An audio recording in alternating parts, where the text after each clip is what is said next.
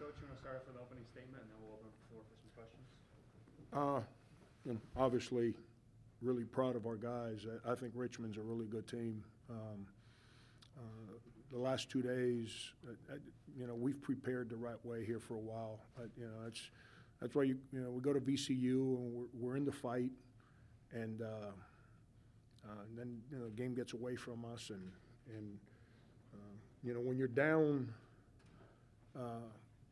certain players, we can't afford certain guys to pick up cheap fouls, and Rasul picked up at our last game at St. Joe's his 4th foul early in the second half, and he's a good player, and we need him on the court, and puts too much pressure on Key to have to do more than he's ready to do right now, and but they fight.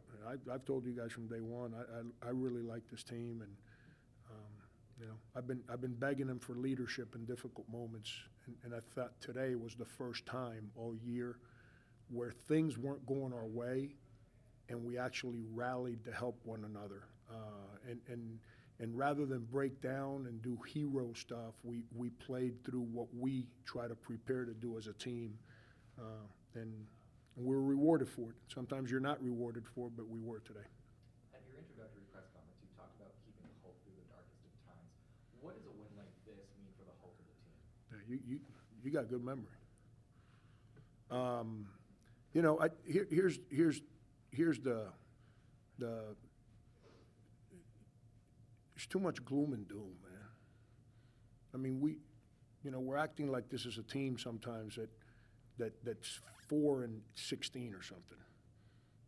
This team, healthy, with repetitions, guys in place, we've shown we're a good basketball team. League basketball is really hard. And when you go to league basketball and you're depending on, basically, Rasul's a freshman. On 4 true freshmen, 2 of them at the point guard spot, to play major minutes to win makes it hard. And to try and figure that out as we're trying to regain confidence and reestablish how we're playing, minus guys that were like with Noah when he was playing. We played a certain way when he was in the game. Well, there's things that we did for him that I can't do for the other 2 point guards because they're different players. So we've had to reinvent how we're trying to do some things. And when you're trying to reinvent in the middle of conference play with freshmen, it makes winning that much difficult. That's why everything I talk about is staying the course and staying connected and the next day and the next day. And if you do that, things usually work out. There's no guarantee they will, but they usually work out. And so I like this team. I've said it from day one. I like my children. I'd kill somebody for them. But you don't think they piss me off every once in a while? It's part of life, and it's the same thing with the players. But those guys come in every day and lay it on the line. Matt Cross is physically beat up right now. And but it's like I told him. He's accepting the responsibility of being a frontline player for the first time in his college career. With that comes an unbelievable physical pounding and mental stress, and he's trying to manage it. And I'm real proud of him, the courage that he's showing out there trying to play. With tonight, you get your 300th career win. But not only that it's your 300th career win, you also get it on the night where it's the coaches versus cancer, which is obviously a very special kind of thing for you. So can you just speak to what it means to one getting that honor, but also to have it be on a night that probably means so much. Yeah, I'm not very good with individual awards. Like I got a National Coach of the Year award. I don't even know where it's at. I really don't. And I'm one of the luckiest people on the face of the earth. Where I come from, who I was as an athlete, to be able to have people that trust in me, to give me the responsibility to run programs, and then stick with me, and then the staff, the coaches I've had. I'm not going to bore you with the guys that I've already had that You know, Matt Figger, Coach of the Year in his league when he became a head coach. Brad Underwood, I don't need to tell you what he's done at Illinois. But think about the staff we got now, you know. Alan Edwards left money on the table. He's a former head coach to come here to help me build this place. You know, Derek Kellogg, we all understand what happened here back in the day. We're not here to rehash the old days. If he would have stayed out on the market, a high major school would have paid him twice what he's making now to go be an assistant there. But he wanted to come be a part of this and help us rebuild this place. I'm fortunate I got people like that with me. And at the end, the players. You know, I just said this on the radio, and I'm not, you know, some guys try to hide who they are a little bit. I don't. When I first start coaching players, they have to tolerate me because I'm overbearing at times. And I know that, and I spend a lot of time with them so they understand. And then what happens is the ones that stick with me, then we start having a lot of fun together because we start understanding the purpose of everything we're trying to do. So I don't get to those numbers without players that have stuck with me. And that's, you know, and then coaches versus cancer is a special thing for me, you know. Follow that up, you know, earlier this week, or recently posted that Sports Center clip Yeah. that you were featured in. Just if you can speak a little bit to your motivation behind posting that, and just now looking back so many years in the past, just kind of your thoughts on all that and having this game in honor. Yeah, but, you know, I'm not on social media a lot this time of year. Rarely do I get on there. And when I react to something on social media at this time of year, it's because somebody brings it to me. Or somebody comes to me and says, Frank, you know, blah, blah, blah, player A put this on there, whatever. And then it's, you know, I'm not a social media guy.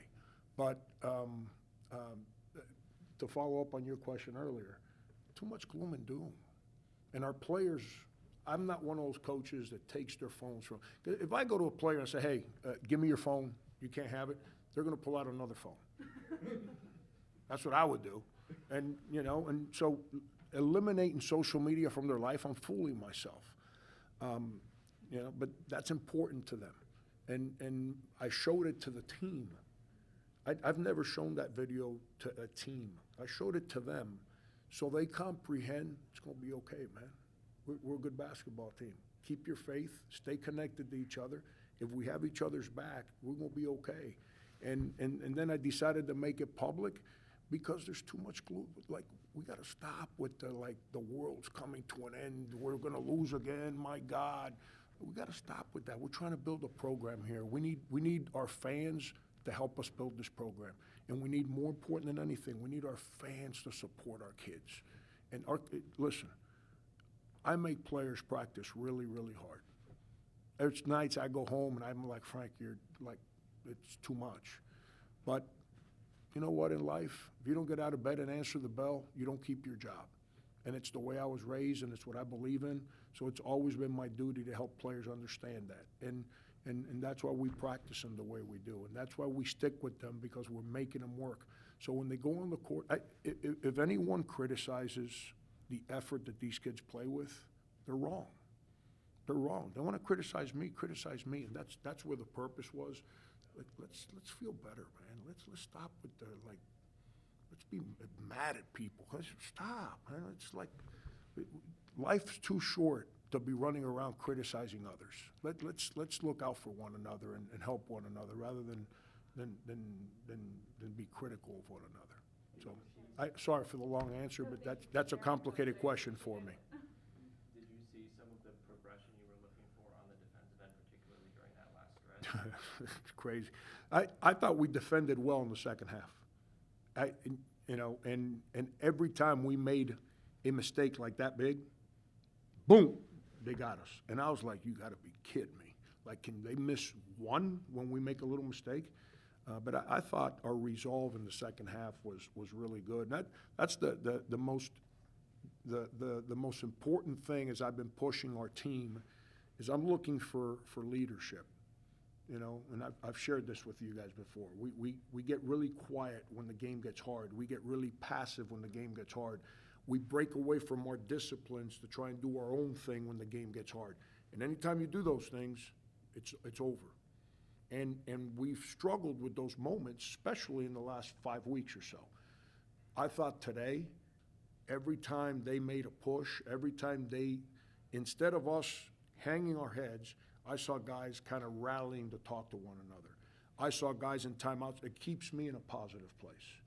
You know, when guys are helping each other in the timeout, why would I be critical? And I saw that today. And then they had the courage. I mean, Rasul and RJ, they both made threes and you know, you're talking about two freshmen. And they jumped up and RJ made a three. I was going to choke him when I saw him because that's what I was looking for. But give him credit. They didn't guard him. And he said, really? And he popped up and shot it. And then, you know, kind of broken floor. What do we got? And Rasul says, the center's on me. He backed up, bang, shot it in the net. And that's you know, that you got to have courage to make plays. But you can't be a hero and break away from your team disciplines. I thought today the harder the game got, the closer we got together. How has that leadership developed? And, you know, you talk about struggling with the leadership, but seeing it today, how do you want to try and develop that for the players in the future? How are they going to have to work on developing that? And that's the part that, unless people have been through it, they don't comprehend. You don't assign leadership. The guy that pounds his chest and yells the most, the fans see that necessarily is not the team leader. That just looks good out in public. You know, it's and I'm not insinuating anything on our team about that. I'm just saying that's the only way to create leadership is to go through it together. It's easy to ride the parade, man. It's hard to answer your questions after somebody doesn't play well. Not for me, for them. And in being a kid, man, it's complicated in today's day and age because, you know, they're gun shy because of social media so, like, vindictive. So they kind of hide, and they got to comprehend that, you know, if you want to ride on the parade, then you got to face up and face the music when things don't go well either.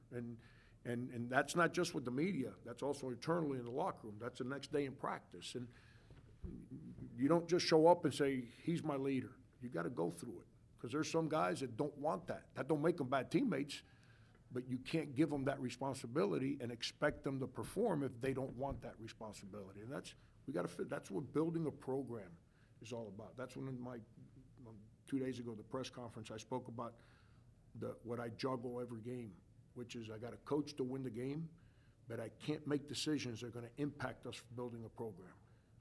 If I knew those things now, I'd be able to make easy decisions, but we're learning from each other every day. Diggins today, 4 threes, game-tying shot, 6 of 6, no turnovers. Yeah. Coming off that career-high game this past weekend, do you think, Diggins has finally, turned the corner in terms of just the way he's been playing, and is this something where, you know, it's now, not the expectation, but it's something where you can keep carrying on depending on him game after game? I'm a big Rasul fan, and that's why he never got on the court at UConn, and I took him. He created his own problems at UConn, and my first conversation with him, he kind of let me know. That made me like him even more, and I already knew him from high school. And I know what his character is. I know what he's all about. Early in the year, he was had like a great preseason. And when I mean great, I don't mean like making every shot. Just playing to his personality again. And I said it the other day, man. Brandon was born when I was 33 years old. Those 2 weeks before birth and that month after birth, 33 now, that makes me a grown man. I was a wreck. I couldn't do anything and be at peace. That, you know, when we got back from Myrtle Beach, he started dealing with that because the baby was getting ready to be born. And you know, then he missed a week, and, you know, that's a different animal, man. And you know, as a coach, you can't pressure somebody that's dealing with a real lifetime commitment because I need him to play better basketball. That'd be pretty selfish on my part. But now for the last 10 days or so, he's starting to get at peace with the off-the-court stuff. You're starting to see a different persona with him at practice again, and he's starting to play that way. He's still got a ways to go, but he gave us a personality today, and you can't win if your team don't got personality. All right, guys, one more. Just gotta ask you about RJ and the game that he had Yeah. starting. Just, I guess, just what do you think, RJ? If I still had hair, I'd tell you that I was gonna pull my hair out with him defensively. But I don't have hair, so I can't pull it out, so I gotta let him play.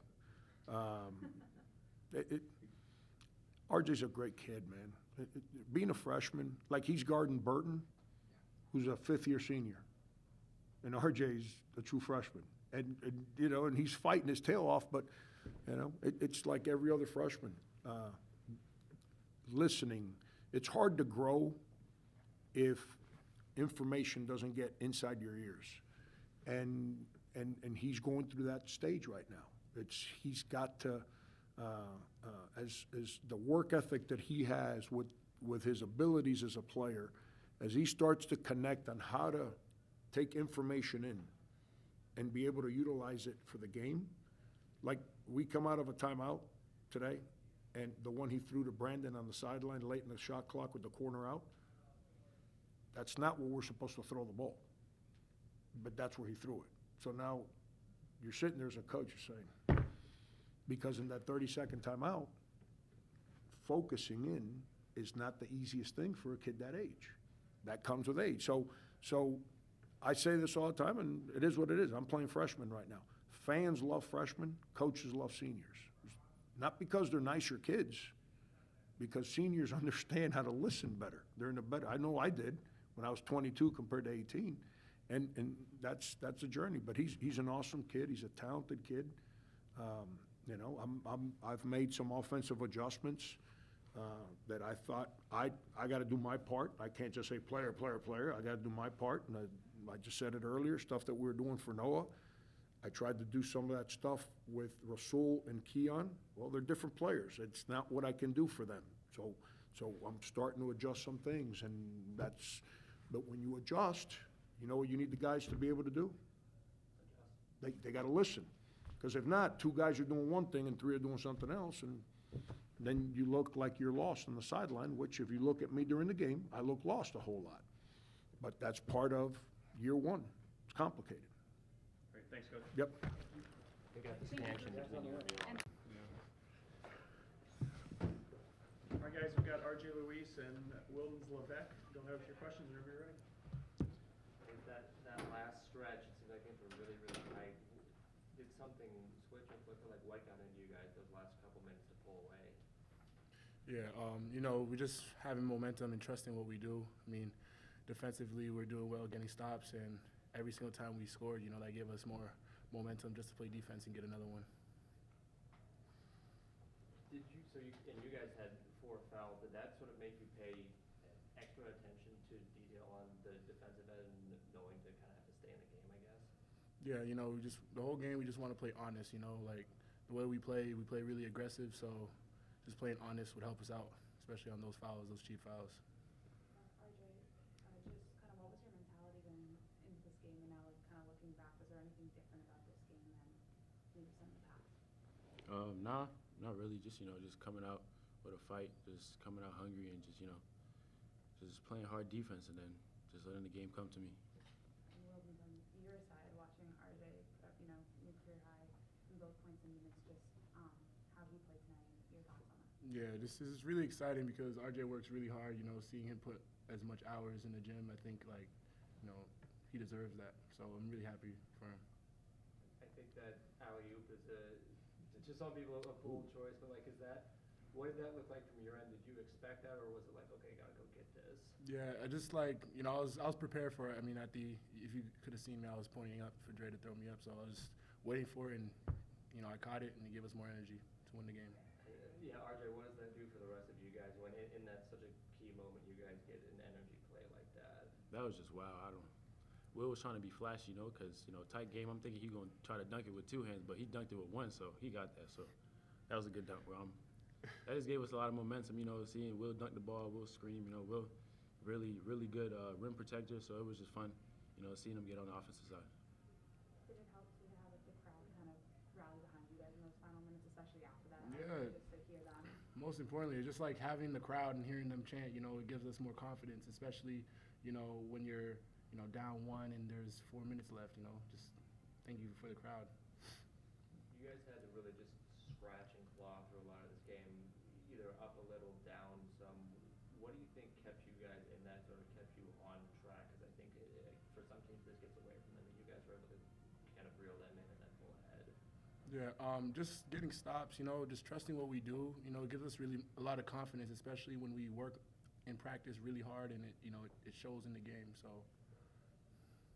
Did this feel like good progress going forward after, you know, the last 2 games where maybe wasn't the result you guys wanted? Was tonight, you know, kind of fighting your way back after going down a little bit? Did that kind of feel like forward progression in terms of where you guys want to be this season? You know, we just, you know, everybody faces adversity. We face a lot of adversity, so it's just, you know, it's great to get a big dub at our home court against a really good team. Wilton's knocking down that 3 at the beginning of the second half. What kind of momentum did that play bring for you, and how did that, you know, change the momentum of the game, if it did at all? It's always good just seeing the ball go in the hoop, you know, just always shooting that ball with confidence and expecting it to go in, so I was just really happy to see that go in the hoop. I guess holding them scoreless the last 3 minutes, 6 seconds is that something you guys can take into the next game, that sort of confidence, like, yes, we can close out these games and, you know, moving forward in the rest of the week? It's me. I mean, yeah, you know, just being disciplined, level-minded, you know, just staying consistent and playing aggressive, and, you know, just doing our job defensively. What is it? You talk about playing honest with 4 fouls. How do you kind of apply that? Because, you know, it worked with the 4 fouls, but how do you apply that to the rest of the game? You know, balancing honesty and aggression. Honestly, it's different, you know, like the college level, having 4 fouls, it gets a little tricky, you know, because, you know, if you ease up on the guy, you go right by you. So it's just, you know, trying to stay in front and then not use your hands and slide your feet, really. That's what I can really say. All right, guys, last one. Kyle, you go. What did you guys get out of Matt? Because it seemed like not only is he scoring, but he's rebounding, providing a ton of energy. Like, what have you guys seen from what Matt has put into these games lately? It's just, yeah, Matt gives us an identity, you know, an identity of toughness, and that's something that we need as a team, you know, someone to keep going after those, you know, inspire us so we could do the same thing as him. All right, good stuff. Thanks, guys. Appreciate it. Thank you. Thanks, everyone, guys. Thank you.